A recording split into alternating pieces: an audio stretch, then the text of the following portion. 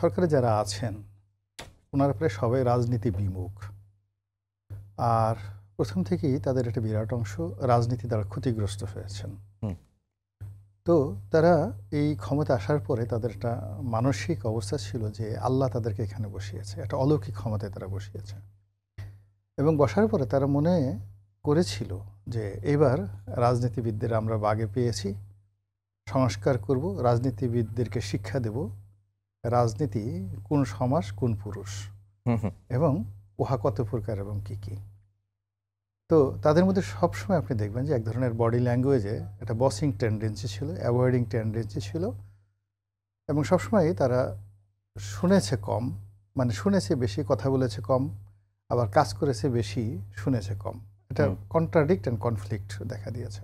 রাজনৈতিক দলগুলো প্রথম থেকেই সরকারের সঙ্গে নেগোসিয়েশন করার জন্য সর্বোচ্চ চেষ্টা করেছে, বিশেষ করে বিএনপি এবং তার সমমনার যে দলগুলো। এখানে বিএনপি ধৈর্যের প্রশংসা করতে হয়। এর কারণ হলো যে অন্যান্য যে সকল রাজনীতিতে কিন্তু ইগো বিষয়টা মারাত্মক, ভীষণ ইগো। এখানে সবাই নেতা, সবাই মনে করে যে আমার একটা নীতি আছে, আদর্শ আছে, আমি ভালো, আমি যা বুঝি এটা দিয়েই দেশ পরিচালনা করা সম্ভব, এবং আমি ক্ষমতায় আসলে এই একটা নীতি আদর্শ আমি রাষ্ট্রে প্রতিষ্ঠা করব।